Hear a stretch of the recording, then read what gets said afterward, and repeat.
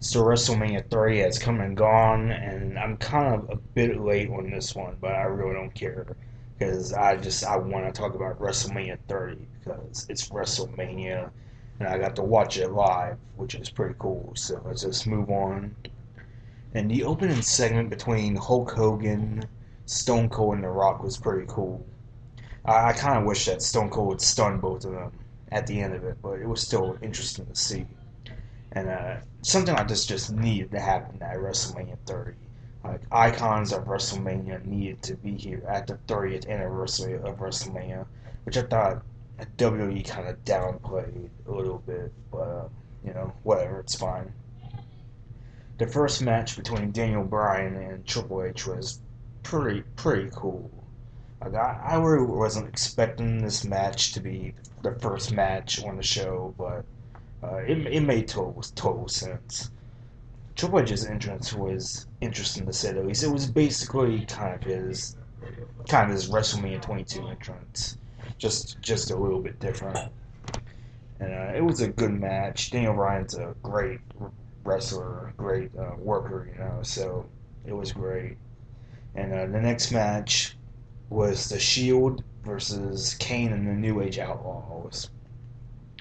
And that match was really short. I was really surprised at how it didn't really feel like a match. It was basically a squash match, basically.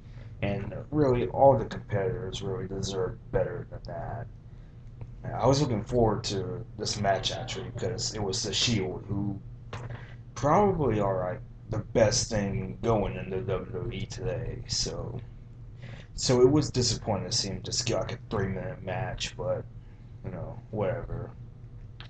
And the next match was the Andre the Giant Memorial Battle Royal. And this was an interesting one. Battle Royals are pretty much interesting, but this one was kind of boring right up until the end. And I was expecting some surprise entrance, but kind of like the Divas Battle Royal at WrestleMania 25, but that ended up not happening. I mean, I'm fine with it, but thought they could have done it a little bit better. Cesaro winning was actually a bit surprising because I was assuming that the Big Show was going to win, but Cesaro lifted up Big Show and body slammed him over the top rope to win, which is a great WrestleMania moment. And so he turned face kind of, and he left the Real Americans earlier that night in the pre-show match, and so now he's with Paul Heyman, which ought to be interesting. The next match was John Cena versus Bray Wyatt, and Bray Wyatt's entrance was great. They were in New Orleans, so they kind of had that voodoo thing going on, and the crowd was really hyped for Bray Wyatt. It seemed like, and I think along with the Shield, Bray Wyatt is one of the best superstars in the WWE today. He's kind of like Undertaker meets. I really don't know. It's something about it just kind of screams Undertaker. At the same time, it's just very dark and original, and I really like the Wyatt family. And this match was really more psychological than it was, you know, traditional. Some might call it boring, and yeah, at times it was boring. But for the most part, it was interesting at least. And I kind of wanted Bray Wyatt to win, but I sort of figured that Cena would overcome the odds as always and win. So that was disappointing. But the next match, Brock Lesnar versus The Undertaker. And I'll be honest with you, this match, even if Undertaker had won, it was still a pretty boring match. I mean, Brock Lesnar's not the best superstar ever, and his mic skills leave a lot to be desired. There is a reason Paul Heyman is with Brock Lesnar, because Brock Lesnar cannot talk if his life depended on it. Like, you can see some of his promos that he's cut in the past before, like in 2004 leading up to WrestleMania 20 when he's confronted Stone Cold Steve Austin. And it was like, come on, Steve, come get your freaking four-wheeler. I'm like, okay, I did not want to hear Brock Lesnar ever speak. Because Brock Lesnar, his gimmick was that he was a beast. He was an animal. You know what? Fine. Awesome. Once in a while is alright. If he's saying something like, nobody can beat me, that's fine. I'm cool with that. But when you have him talking about stuff like that, it's not really that cool. Paul Heyman can talk. He's one of the best talkers, if not the best, in the business today. And so, yeah. But anyway, the match itself was pretty boring.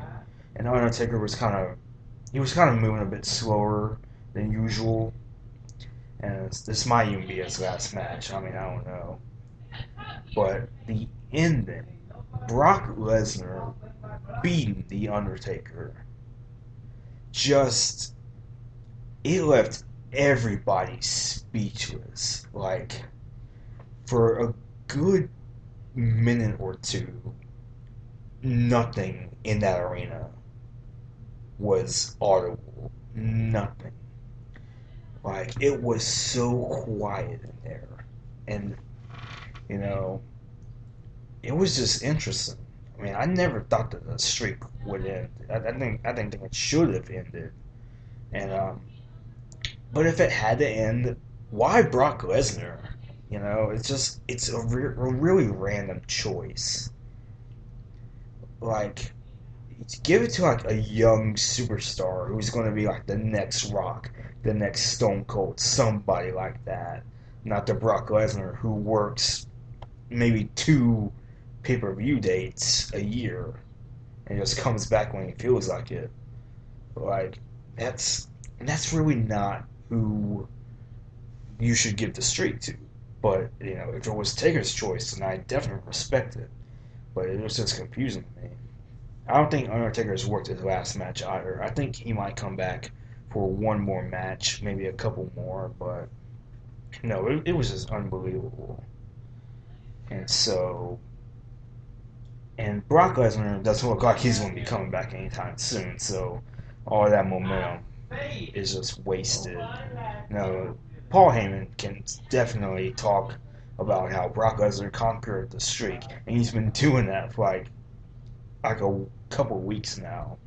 And it's fun at first, but it's kind of getting old. But anyway, the next match was the Divas match for the Divas Championship.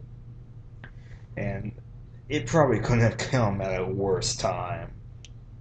Like, you just saw the streak ended, and Divas match, and yeah, it was supposed to get the audience to breathe, but again, like pretty much every Divas match nowadays, it was just boring, didn't really have a lot of suspense in it, and AJ ended up winning, which I really didn't care for, but, whatever. And then we have the main event, Daniel Bryan defeating Randy Orton and Batista to win the WWE Championship. Or the WWE World Heavyweight Championship. They can call it whatever they want. It's still going to be the WWE Championship to me. But anyway, this was a good match. I mean, pretty much what I expected it to be. I wasn't expecting like a classic or anything like that, but still pretty good. I especially liked it when Batista and Randy Orton kind of did this move where it was like a power bomb and an RKO at the same time on Daniel Bryan.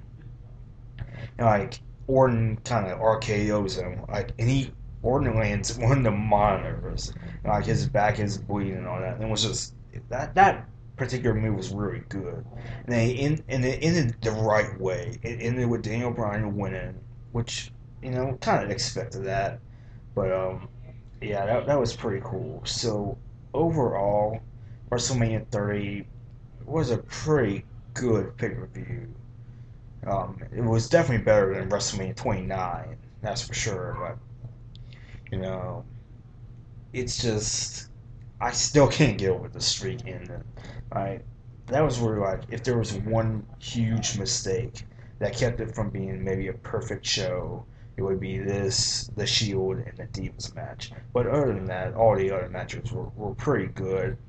It had some classic WrestleMania moments in there, and that's me on WrestleMania 30 in this very special edition of the Metal Mat podcast. And so for the next podcast, we'll be looking at Joe and Jen the Blackhearts discography. And I have a lot of news to do in that episode, and that will be coming extremely soon. So I'll see you then.